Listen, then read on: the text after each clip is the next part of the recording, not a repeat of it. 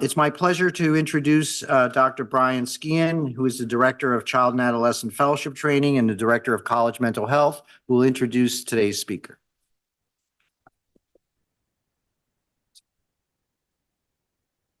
Good afternoon, everybody. It is my pleasure to introduce Dr. Jennifer Derenne for her Grand Rounds talk here at UMass. Dr. Derenne is a clinical professor of psychiatry and behavioral sciences in the Division of Child and Adolescent Psychiatry at Stanford University. She graduated from the University of Wisconsin School of Medicine and Public Health and completed an internal medicine internship. She went on to pursue general psychiatry residency and child and adolescent fellowship training at Harvard Medical Schools, Mass General Hospital, and McLean.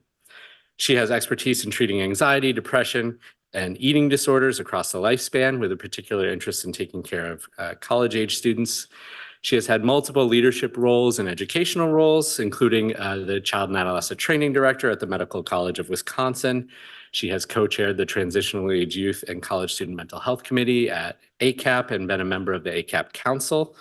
She has 19 peer-reviewed articles and 18 book chapters and has spoken widely on these topics.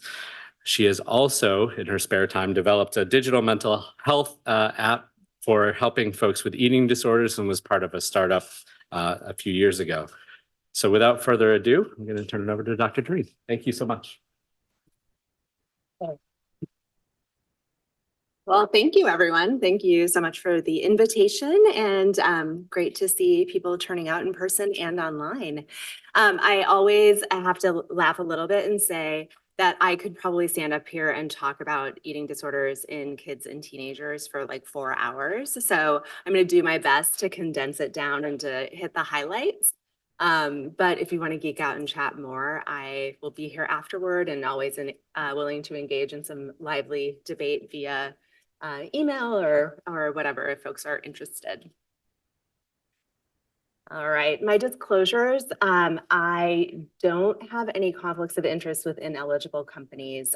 However, I do have equity interest and work as an advisor for Equip Health, which is a digital mental health platform. And I'm also employed by Stanford. And I need to disclose that I will be talking about off-label use of medications because unfortunately we don't have any on-label use of medications when it comes to eating disorders in kids and teens.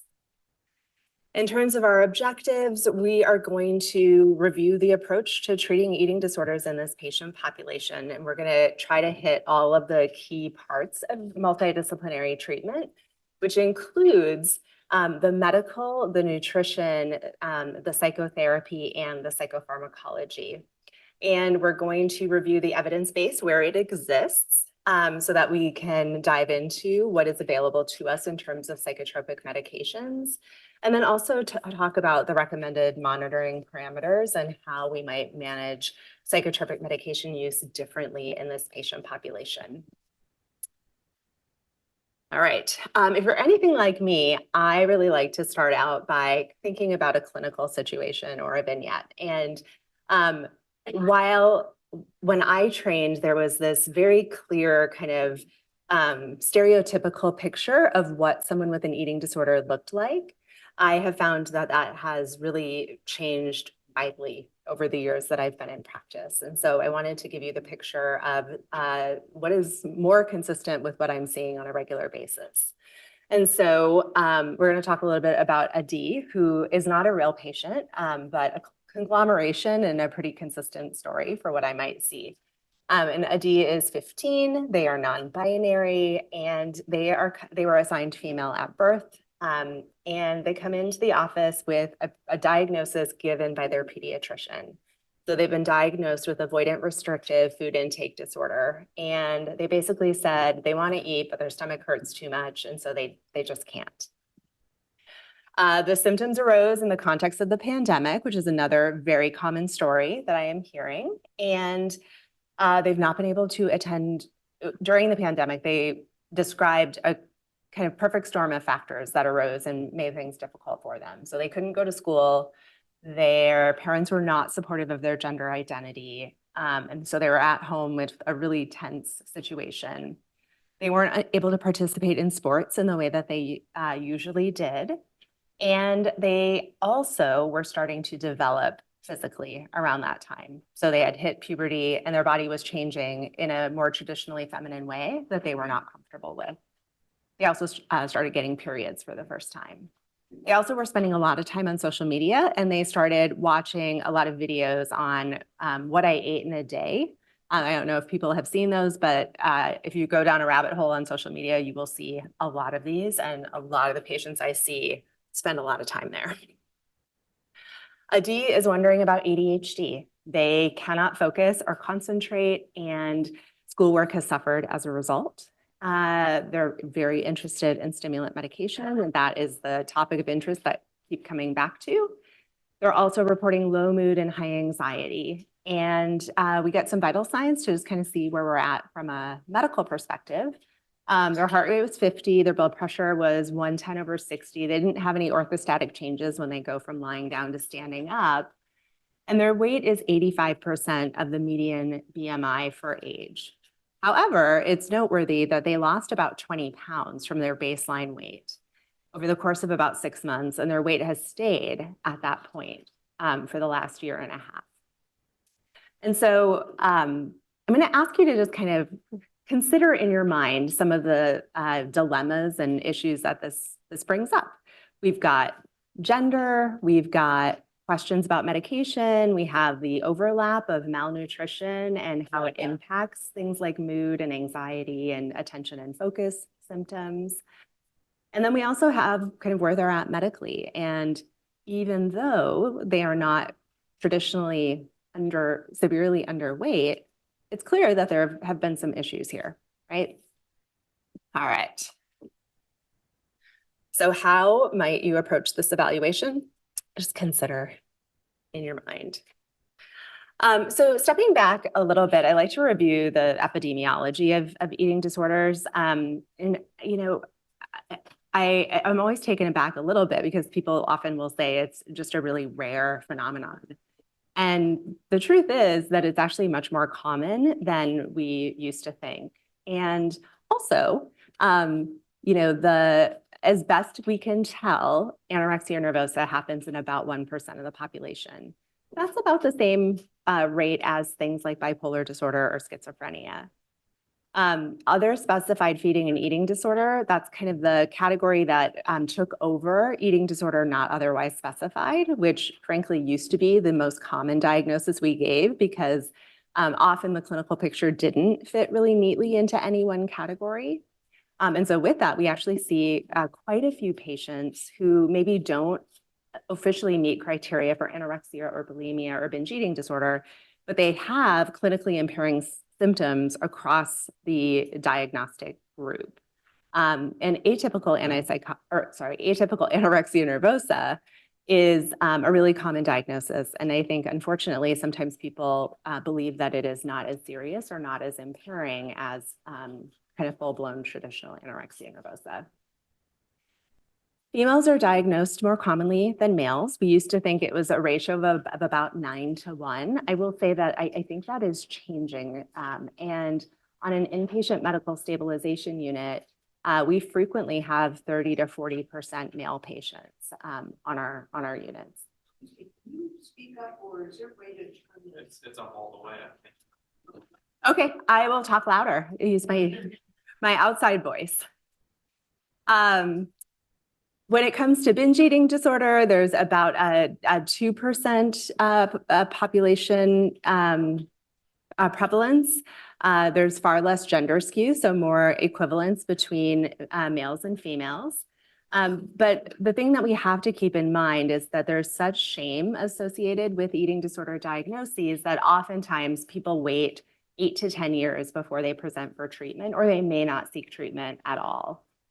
The age of onset is really variable. We do tend to see people kind of present for care at some typically defined intervals.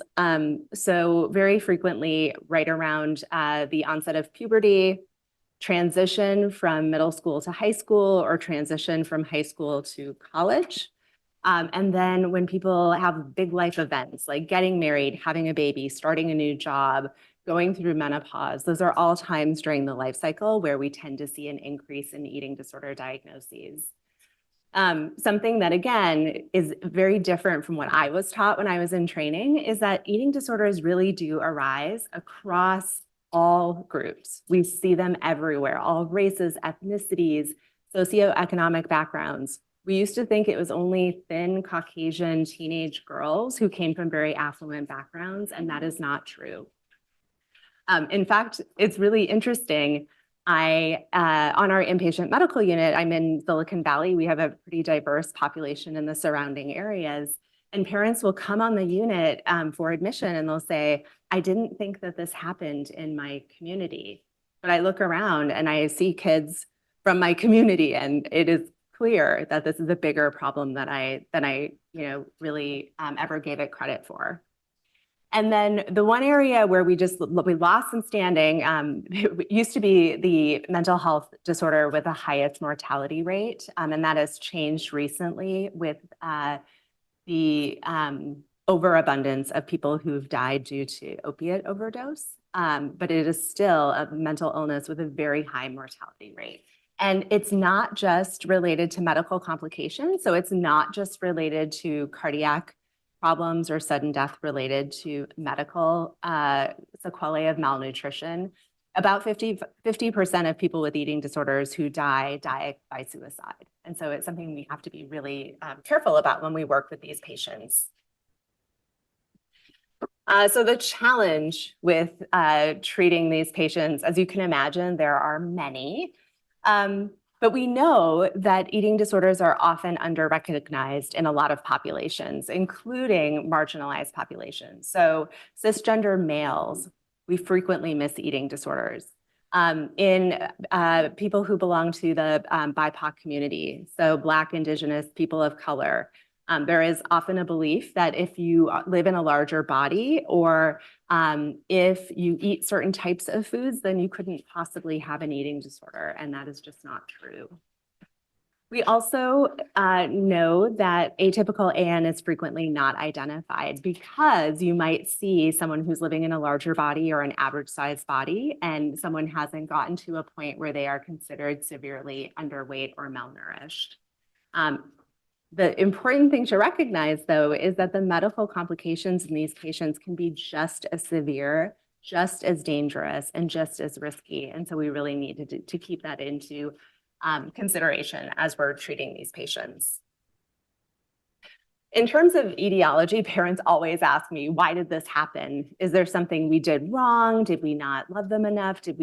Was there some sort of trauma we don't know about? And the reality of it is that it is a perfect storm of factors for most patients.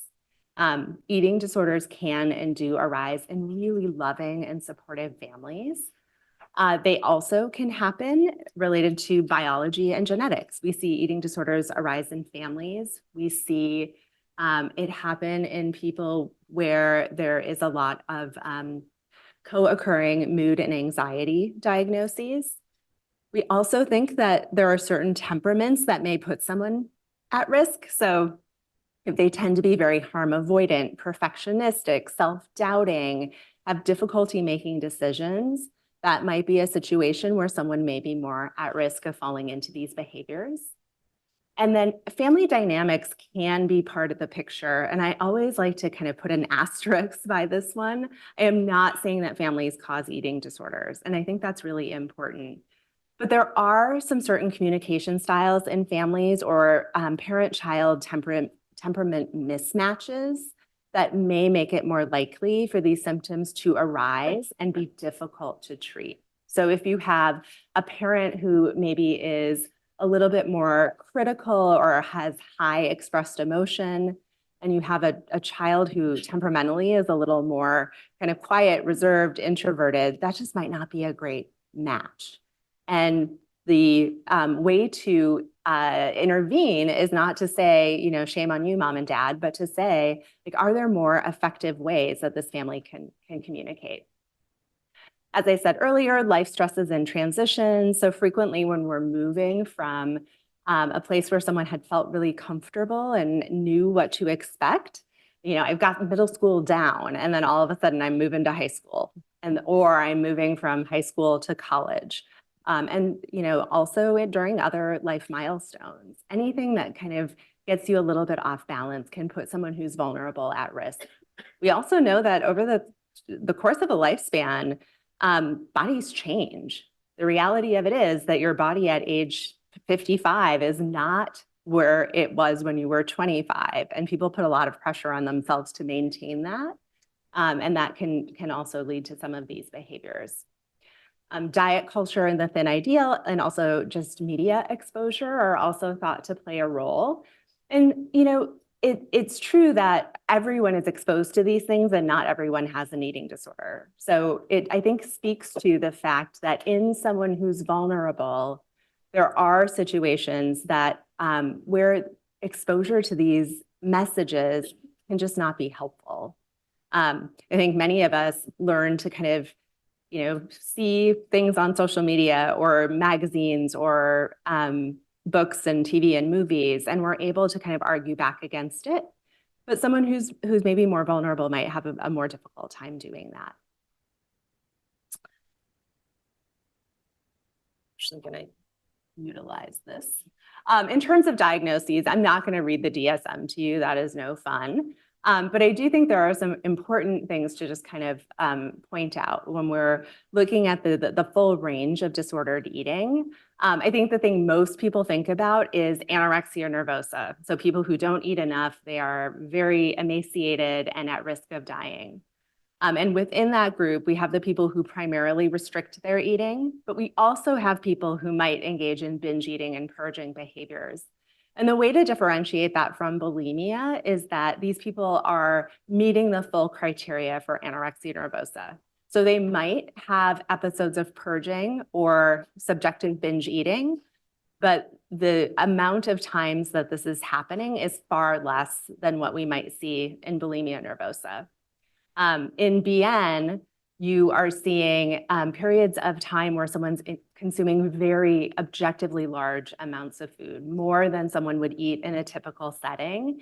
And it's not limited to like a Super Bowl party or Thanksgiving, where most people might overindulge.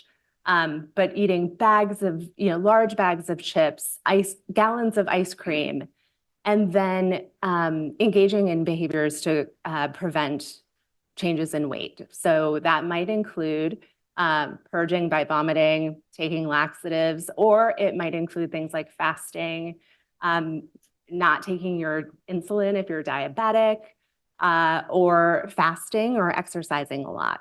And so important to keep those behaviors in mind as well. Avoidant restrictive food intake disorder, we always kind of joke that it's the new diagnosis, and it's true, it came out in DSM-5.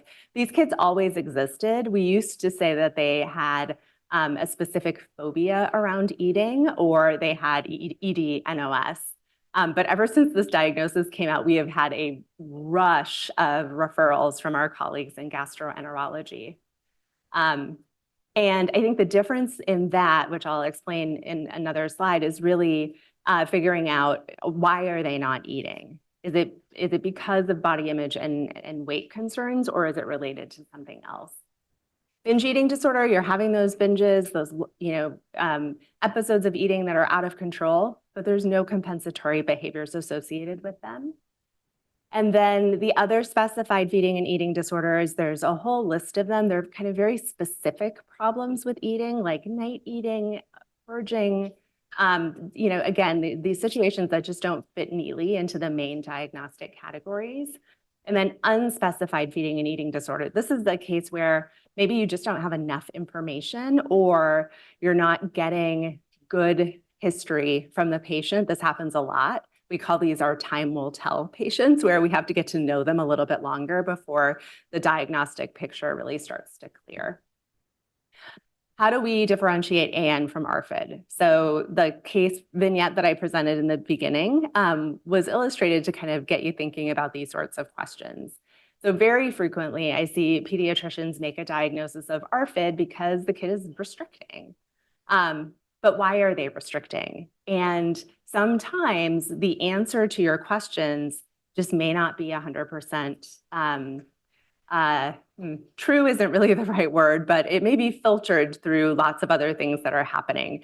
So kids may say it's socially acceptable to say that I can't eat because I get full or my stomach hurts, but it's not socially acceptable to say I want to be skinny or I want my period to disappear, right? And so we have to think about all of those things.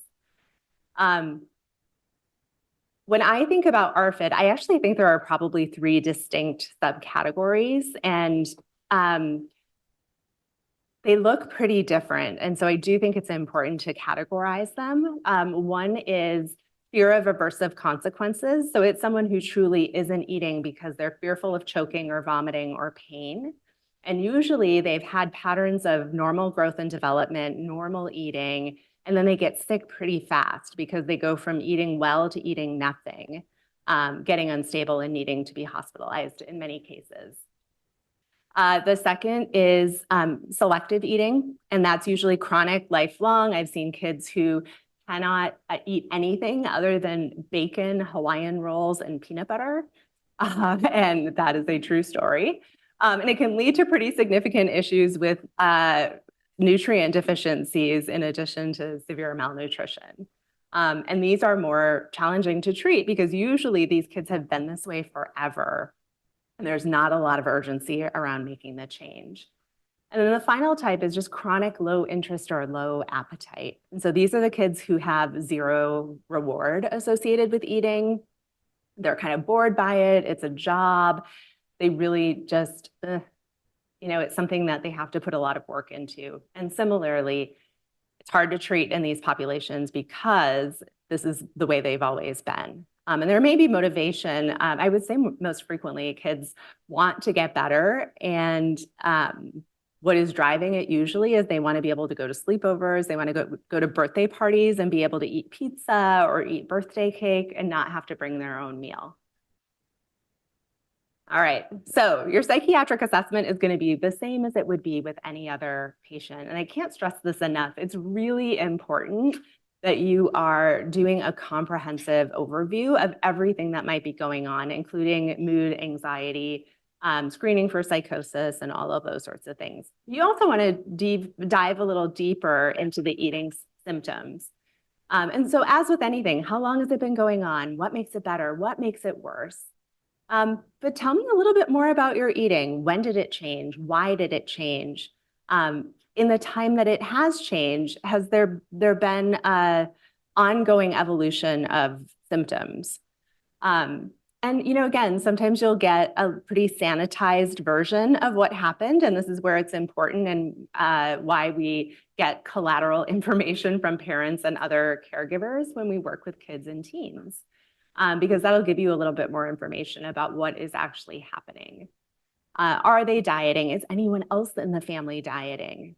Very often there's someone who recently had weight loss surgery or started Ozempic or something like that. How much do they eat in a typical day? How do they eat? Do they eat regular meals and snacks? What do the meals look like? Is there a lot of tension associated with them? Does the family eat meals together, or does everyone fend for themselves? All of these things are really important in kind of figuring out the full picture of what's happening with the eating and nutrition. And then avoidance of certain food groups. I always giggle about this because I live in an area of the world where everyone is into locally sourced, organic, gluten-free, dairy-free. We're a whole foods family. But is this a marked change from how the family typically eats? And is it something where this child can be flexible? If they break down into tears and refuse to go to school because they can't eat the way they want to or adhere to their exercise regimen, that's more problematic. Again, really diving into the details. What kind of exercise do they do? How often do they do it? Are they able to take a break if they are injured or sick? Are they weighing themselves or checking their bodies? I often see kids who try to kind of clothes that they really value, like form-fitting jeans or other items of clothing, and they kind of obsessively try it on and look to see how it's fitting. I ask about the binge eating. I ask about it in detail. I ask about purging behaviors. I do usually ask about that more privately. And I'm really clear with kids and teens that I can't keep this information secret. So it is going to be talked about with all the different members of the team. We can have a conversation together about the best way for us to share that information with your parents if they're under 18. And to kind of figure out what are the barriers and why are they afraid of telling parents. Like there have been situations where kids have said, I'm afraid that my parents are going to be really upset and they're going to do something scary. That's a situation where we have to approach it in a more thoughtful and careful way. And then how do they feel about making change? So sometimes, kids will say like, I'm fine. This is not about weight loss or body image. I'll totally do whatever I need to do. And then I'll say, all right, so you weigh X right now. What if we needed to increase your weight by 5 pounds? How would that be for you? And you see it in their face and they're like, well, maybe I wouldn't be so cool with that. That's really helpful information that is going to help you make an accurate diagnosis. And then, as I said, you want to do the same kind of comprehensive psychiatric assessment that you would do in any other child. You really need to kind of hammer out the timeline of the evolution of symptoms, especially when it comes to mood, anxiety, concentration, and focus. And I say that because these are all things that can be impacted by malnutrition, and often the things people present with that they actually want to treat. So they'll say, well, I don't want to talk about the eating stuff, but I want you to treat my mood, I want you to treat my anxiety, and I want you to treat my concentration and focus. And if we just kind of, haphazardly throw treatment options at them, we may miss out on the most important intervention, which is to get their nutrition back to where it needs to be. And then I do want to know about the temperament, any developmental issues that arose as they were growing up. Again, a lot of information from parents can be really helpful here. Gender identity and sexual orientation is one that in probably the last 5 to 7 years, I've been spending a lot more time on because we are seeing a ton of kids who are non-binary or trans, and they will say, it's not so much that I want to be skinny or want to be thin, it's that I hate having a period, I hate having hips and breasts, and losing weight and staying skinny is the one way for me to control that until I'm able to have the gender-affirming surgery that I'm planning to have. And the good news is there are some other ways to manage those symptoms without engaging in really significant self-starvation. Medical assessment. This is where, if you're going to see these patients, it really helps to see them with a team. And so I don't have to focus on all of it. I don't have to do the therapy, the meds, and the medical assessment. I could if I needed to, but I think it's much more satisfying and allows you to have much more longevity in the field if you're able to kind of share some of the anxiety about these patients. But when you're doing an initial assessment, you want to know, is this person safe for outpatient treatment, or do they need to be hospitalized, or do they need to be at a higher level of care? And so we are checking orthostatic vital signs. A lot of times kids, families, other medical providers are like, what is this? But you're having them lie down and to rest quietly for 5 full minutes. We don't let our MAs leave the room because what happens is usually they jump up and start running in place or doing crunches to try to get their heart rates up. And then we have them stand up for 2 full minutes. And if they're about to pass out or otherwise look like they're really dizzy, we will let them sit down. But then we'll check their blood pressure and heart rate after doing that. And if you are seeing dramatic changes, and we'll review the parameters, but between that lying down and standing up position, that can be a sign that your heart is struggling to cope and do the things it needs to in order to accommodate that change in position. And so it's a sign that the body is not doing well with the level of nutrition that it's at. We also want to be sure that we're checking a good height and weight. We get kids in a gown with just underwear. If they have a lot of bracelets up and down their arms, we make them take it off. We make them take buns out of their hair because found a lot of batteries and rolls of quarters and other things stuck up there. We try to avoid bulky layers. So we had someone who said, well, yes, you said underwear. And so they came in and they had these like very bulky boxer brief flannel, so you have to be very specific and look out for loopholes because our patients with eating disorders are very good at finding them. Keeps us on our toes. We want to get a 12-lead EKG. We also want to get some screening labs. We want a UA, a CBC, electrolytes. We're mostly concerned about the potassium, the magnesium, and the phosphorus because of what can happen in refeeding syndrome. And we also want liver function, thyroid tests, a SED rate, a pregnancy test in people with a uterus, and hormone studies. Lots of people are vitamin D deficient, and that's something we frequently need to treat and replenish. And the other kind of pearl that one of my colleagues in adolescent medicine taught me is that people who are malnourished should really have a SED rate that is very close to 0. So even if the ESR isn't officially elevated, if it is kind of in the 15 to 20 range, that's a sign that there might be something going on. And usually in our patients, it's some kind of concern for colitis or celiac or something else that might be masquerading as an eating disorder. We use the Society for Adolescent Health and Medicine criteria for inpatient admission, and they have it broken down. So SAM, basically, their age of purview is up to age 26. So the hospital unit I work on, we admit people from ages 8 up to 25. And so, if their heart rate is under 50, they would qualify for admission. If they are hypotensive with a systolic blood pressure under 90, if they're orthostatic, if they have a pulse change, if it's more than 30 and they're under 18 or under 19, and if they're over 19, under 40.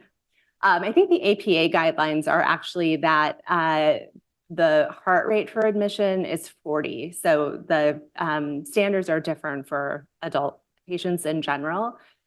We've chosen to just go by the SAM criteria because most insurance companies respect them, and it allows us to get as much appropriate care for people as we can. Also, if someone has low potassium, low magnesium, or low phosphate, they may qualify for admission if their QTC interval is prolonged. And one of the things that's really tough is we used to say acute food refusal, but a lot of insurance companies have pushed back on that. So acute food refusal by itself is probably not enough, but if you have acute food refusal in the context of also being orthostatic and having slightly low potassium, that would advocate for admission. So you don't have to admit just because someone has one of these parameters that's a little bit off. You're always asked to use clinical guidance, but these are factors that can support an inpatient admission for medical stabilization. And medical complications can occur across the board in every organ system. And your body really goes into this hibernation mode to try to conserve calories and conserve energy. And it also leads to some of the overlap in psychiatric symptoms that we see. So I'm going to go through some of the major medical effects that we see. Cardiac complications, this is the most scary. So people who die of medical complications, it's usually related to something cardiac, and it's usually a prolonged QTC that ends up going into torsades. This is what that looks like. It's very scary. And so when people are admitted to the hospital, we get a 12-lead EKG, they go on a cardiac monitor. We make sure that they're also not on SSRIs, Zofran, triptan medications, because all of those can further prolong a QTC We know that malnutrition itself can cause this. So we also have to be careful about those other medications and behaviors. If someone is purging, we want to be sure that their potassium and their magnesium are well above what is considered the normal range to make it less likely that they go into torsades. And then GI complications. Everyone on my unit has upset stomach. They feel constipated. They feel bloated. They might have some transaminitis with their liver enzymes, or they might have some reflux. That's especially true in people who do a lot of purging. In the mouth, if we see parotid enlargement or a lot of dental cavities, that might be indicative of someone purging. And again, this is where we're trying to use as much data and evidence as possible to guide our clinical decision-making and our diagnostic process. Refeeding is probably the most scary thing that can happen.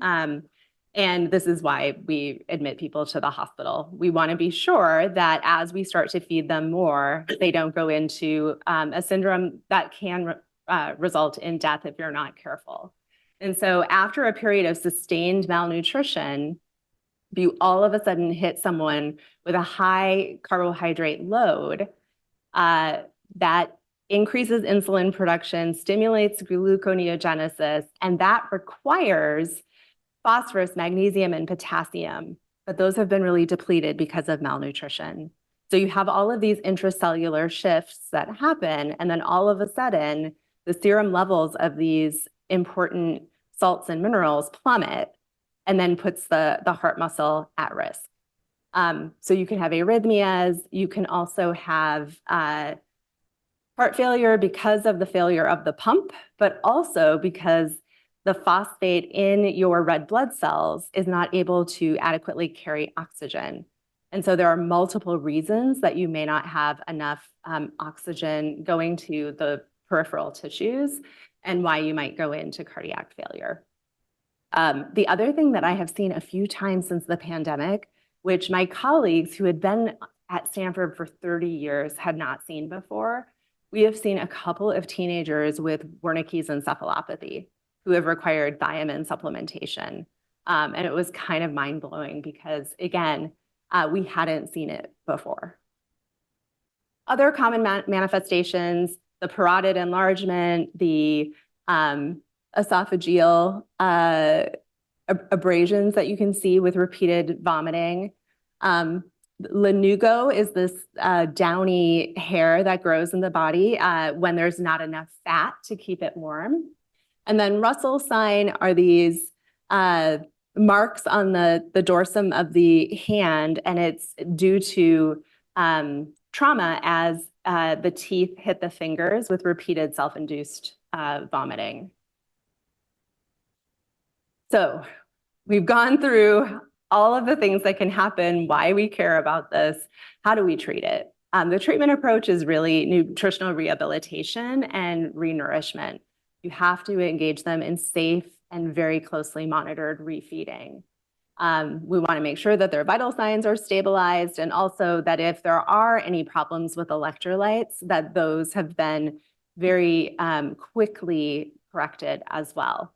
We also want to be sure that people have the right therapeutic supports in place, not only so that they can develop better coping strategies to deal with the challenges of the renourishment process, but also so that they can start to think about things like body image and how are they going to continue to keep themselves in a healthy place once we have gotten them to a point where they are weight restored. And so we know that the faster we are able to detect the issues and correct them, the better the outcomes are.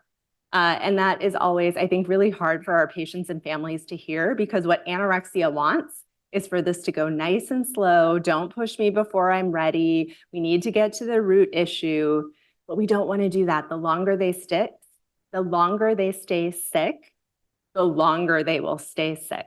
We need to intervene quickly. And so a team approach is really the standard of care. You want to be sure that people are closely communicating. You want to be sure that you're minimizing any chance of splitting, because that is very, very common in our work with these patients.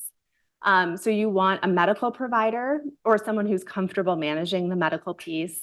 You want a therapist who has some expertise working with eating disorder issues, a dietitian. There's some controversy around this.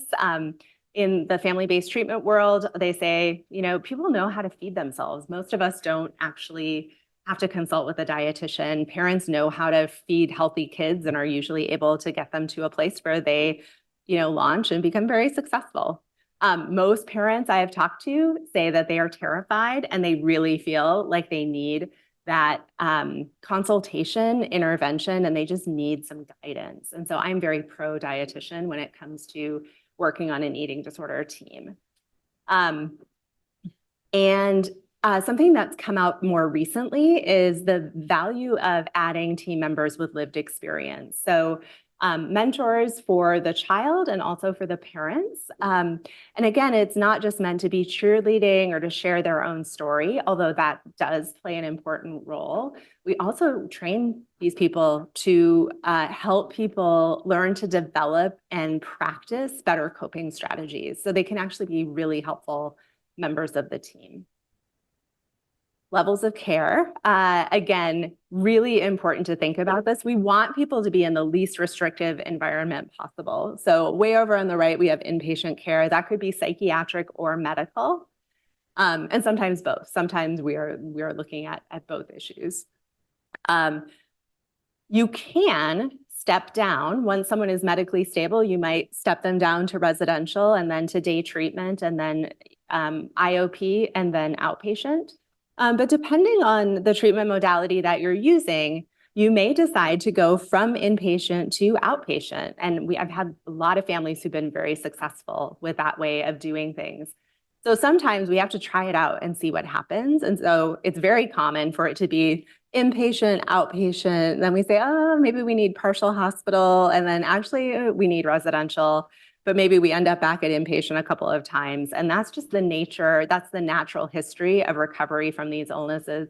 It's not a treatment failure. It really is kind of figuring out for this kid and for this family, what do they actually need? And then my trainees always laugh at me because this is my catchphrase, but food is your best medicine. And it really is. We need to help people normalize and regulate their eating patterns. They have to increase their calories. They have to eat regular meals and snacks. We ask people not to go more than 3 or 4 hours without having some sort of nutrition. We want to stop binging and purging. That may mean restricting access to bathrooms or making sure that someone is just kind of sitting with loved ones after meals so that the opportunity for purging is taken off the table. And we want to be sure they're engaged in regular activity levels. So yes, exercise is healthy. We want people to be able to do it in moderation. Sometimes we actually have to put limits on activity though, because it's become unhealthy and it's become very compulsive. And as you can imagine, for a kid who's really an elite athlete, that can be really, really tough. And we know that the adequate nutrition really mitigates the symptoms that look like depression, anxiety, or concentration and focus issues, but are really related to starvation. And that's important in this whole process because if it looks like depression, but it's really malnutrition, it's not going to be helped by adding an SSRI. If, though, it is a combination of factors, like it actually started out that they were really depressed. They had a breakup with a romantic partner. They lost their appetite because they were so depressed. They lost a bunch of weight, and then they started to develop symptoms that looked really consistent with AN. That's a case where I actually would start an antidepressant. I'd start it quickly, and I'd say the antidepressant isn't going to work as well as it could until we get your nutrition up. And in many cases, kids and families are like, yes, we get it. Other times, I think there's still a desire that we're going to be able to fix this with medications, and that's a little bit more challenging. Family-based treatments considered, this is a board's question, it is considered the intervention that has the most data to support its use in adolescent anorexia nervosa. It's also been developed for bulimia nervosa, binge eating disorder, and ARFID. It's a 3-phase treatment. It's manualized, usually occurs in 20 sessions over the course of about a year, but it's really dependent on how the treatment is going.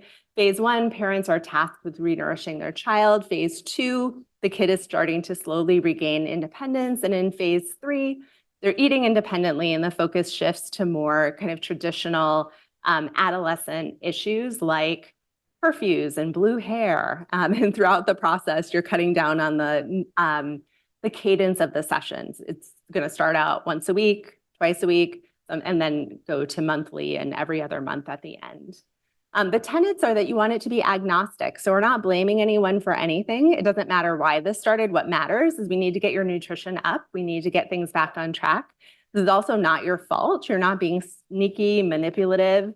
The illness is really responsible for these behaviors that we're seeing.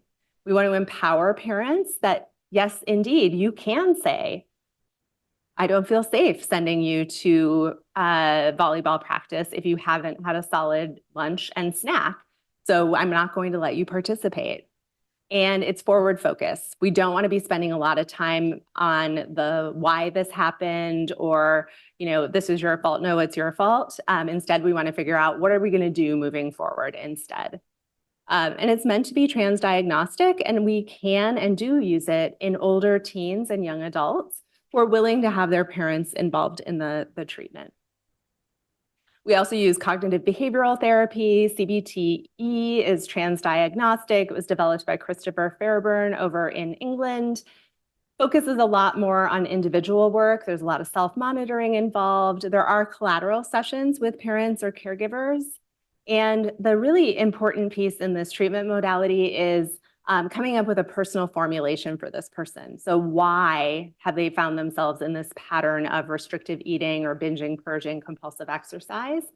And then figuring out, once we know what this algorithm looks like for you, where are the places we can intervene and how are we going to make that happen? And to do this, you need to have some insight into why this is problematic, and you have to have some desire to change. And that can be really hard because a lot of people with anorexia struggle with that. They don't actually see it as a problem. And so if it's not a problem, CBT is going to be more challenging to implement. And then last but not least, psychopharmacology. I always have to kind of take a deep breath and say, because we don't have any medications that are FDA approved for eating disorders, with the exception of fluoxetine and lisdexamfetamine in adults. Fluoxetine at 60 milligrams has an FDA indication for bulimia in patients over the age of 18, and lisdexamfetamine has an indication for binge eating disorder, again, in adult patients. Other than that, though, everything we're using is off-label, and we're using it primarily to treat co-occurring symptoms that may be making it difficult for the patient to recover. It's hard to do studies in this patient population because many people don't feel that this is problematic. It is also very common for our patients to say, okay, well, I've decided it's a problem and I want to get better, but I really don't want to take a medicine that might make me more hungry, more likely to gain weight, less likely to care about it. And drug companies have historically been lukewarm about doing a lot of these studies because when you're malnourished, you're more likely to be medically compromised and not great candidates for studies when we don't really know how a medication might affect you. So all these things together make it just really hard for us to, figure out what the best approach is going to be from a medication perspective. The truth is that we may not yet have found a target that is going to be helpful, or we maybe do need to use more polypharmacy. It's hard to know. These are the medications that are approved. I already went over that. The things people always ask me about, should I use weight-promoting agents? Like, what about Paxil? What about mirtazapine? What about Megace? And I say, it is okay to use those medications if you're being really upfront and honest with people about what you're doing and why you're doing it. But the worst thing you can do is not say anything. And all of our patients do this. They go online, they look it up, and then they say, what the heck? You didn't tell me that this is supposed to increase my appetite. And then you have a therapeutic alliance rupture, and that can be hard to bounce back from. There is also a risk of increasing binging and purging. So if you start someone on Zyprexa, for example, I have had a couple of patients who say, yeah, I have more of an appetite. And now I have to start purging because there's no way that I'm going to tolerate that. And so you've introduced another potentially more problematic problem. With bupropion, the longer acting formulations are less likely to be problematic, but there is still a risk of seizure. There was a study at McLean back in the 80s. They were using higher doses for sure, but I have seen a patient seize on Wellbutrin because they did not disclose their symptoms. It's not pretty. So I just encourage people to be really, really thoughtful about it. And if it turns out like this is the one medication that's helped this person and nothing else has, and they really go through the informed consent process, I will continue it, but people just have to be very aware of what the risks are. And then, going back to this whole thing about the efficacy of psychotropic medications, it's not great when your nutrition status is poor. There is something magical about food. Maria Livia and Walt Kay did a study back at Pittsburgh in the 90s, where they actually looked at, does it help for us to give people vitamins? Does that make the medications work better? It's really hard to find supplements that are palatable and that people are willing to take.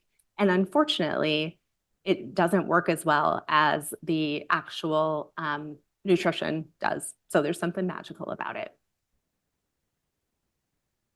We know the SSRIs and SNRIs have side effects. We have to worry a little bit more, again, about things like QTC prolongation. SSRIs can also cause hyponatremia, which can be problematic if someone is water loading by drinking gallons of water. And GI upset is an issue for almost all of our patients. So I usually say, don't let that get in your way when you're trying to pick a medication. I think sertraline is often a really good medication for anxiety in this patient population. And I think sometimes people are worried that you're going to give them more GI side effects, that they're already there. And then the atypical antipsychotics. Again, there's very limited data to support their use, but I do use them because there have been cases where it has been enough to just kind of calm down some of the extreme anxiety and the behavioral dysregulation that is making it impossible to get any nutrition into this kid's system. And I really view it as a short-term intervention. If they have terrible anxiety, we probably need to get them on an SSRI. But olanzapine or aripiprazole, I think, are probably the ones that I go to more. Aripiprazole tends to be a little bit more acceptable to patients and families because it doesn't cause as much fatigue, and it says that it's weight neutral. I think any of us who treat kids know that kids do gain weight on it, but it's less likely to happen, and so that is just something to be aware of. I do still look for metabolic syndrome in these patients. I can tell you I have never seen it. And it's interesting because I also very rarely see that the kids are experiencing a huge increase in their appetite related to the medications. It's just different from what we see when we're treating bipolar or schizophrenia. The last thing that I'll just kind of end with, because I brought it up in the initial vignette, was around stimulant medications. And I know some people who just say, if you have an eating disorder, I'm not giving you stimulants, end of story. But there are people who have legit ADHD who need to be on their medications. They function better on their medications. And so I strike them a deal and I'm consistent with how we're going to do it. So I say, you have to come to my office. Maybe in the beginning, it's every week. We're weighing you. We're checking your vital signs. If things are steady and going in the right direction, I will continue to prescribe your stimulants. If they are not, I'm not prescribing it this week. And I will do it a week at a time. And then if you are willing to follow through, it can be incredibly beneficial. I had a number of patients who've had really good success using that plan. So in conclusion, eating disorders are common, they're life-threatening. There are lots of reasons to care about them. When we are using medications in this patient population, we have to be cautious, and we need to make sure that we're treating what we think we're treating. And so at the end of the day, often that means really getting a great sense of the timeline of symptoms and what's related to malnutrition and what's related to just an underlying mood or anxiety co-occurring disorder. Multidisciplinary approach is key, and food is your best medicine. So apologies, that was a whirlwind tour through eating disorders. Like I said, I could be up here for 5 hours, but I'm happy to address some questions. I can hang around for a few minutes and happy to, go ahead. Oh, sorry. I jumped the gun. While I'm walking up there, I have a question for you. It was a very interesting talk. And it reminded me of the ingenuity of some of these patients with anorexia nervosa, like the quarters in the bun and things like that. There was a case report last month in the Journal of Clinical Psychopharmacology of a woman with atypical anorexia nervosa who was able to convince an endocrinologist to give her GLP-1s. Have you seen that, or are you worried about that? I've seen it and I am worried about it. Yeah, no, all the time. And in some of these, you can go to websites and basically say, this is my BMI and I have PCOS. And no one is necessarily checking up on you to make sure that that's true. So I am worried. I do think they can be misused. You had spoken about family-based therapy, and my training was very FBT heavy. One of the things that I came up against in the outpatient world of FBT was really struggling with parents who have been so, for lack of a better term, just like brainwashed by diet culture, that they're actually pushing back on like the idea, no, your kid doesn't need low-fat peanut butter, or like we're going to serve dinner with carbs in it. And like to the point that like there was a couple situations where I actually did have to file the DCF because they were just, digging heels in. And I'm curious about what your experience with that has been. And also if you can speak to your thoughts on, and this is controversial, so feel free to say no, but viewed weights. Oh yeah, absolutely. So to your first point, yes, absolutely. I think we always try to work with parents as much as we can. We do a lot of education. But sometimes we say like they're not receptive to education. Their philosophy is not aligned with this treatment approach. The only true contraindication is active abuse or a family that doesn't want to do it. And if they don't want to do it, then it's not going to work. And I would recommend switching to a different modality for sure. When I was at the company that focuses on digital mental health, we actually developed a body image and cognitive dissonance group for parents that helped them really kind of question the diet culture and its influences on them. And that was life-changing for many families. So happy to talk about that more. And then I think what you're asking is closed versus open or viewed weights. We used to call them blind weights, but that's not the most accessible terminology. And so in FBT, the treatment manual says that the number is what guides the tone of the session, and you should collaboratively weigh the patient and talk about it in the session. A lot of times though, parents will say, oh my gosh, please don't do that, because it's going to cause a huge amount of affect and we're not going to be able to talk about anything or get anything done. And so I need to like turn around the gym lock because he would say, of course, you should still do it. What I would say is this is a parent empowerment intervention. And so I will say, mom, dad, whoever the caregivers are, what do you think is best? Do you know your kid best? Do you know your child best? At some point, I do think it would be helpful for your child to know what their weight is. But I also trust that you know when that right time is going to be.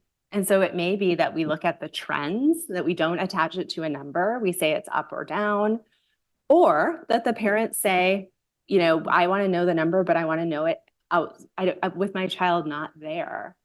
The things that you have to keep in mind, though, are that you can find your weight anywhere. So they go to grandma's house, they go to a doctor's appointment with a non-eating disorder clinician. The weight can be told in other ways, and you just have to kind of prepare them for that. But if you are going to let them know what the number is, it's probably best to do it in a therapeutic session where you can actually help them regulate and deal with that information. I know this is psychiatry. I want to be super respectful of people's times, and I know we are over time. Right. So Yeah. thank you all for coming. Yeah, it's just some questions, but you'll be able to answer and hang around for a minute or two. Thank you so much.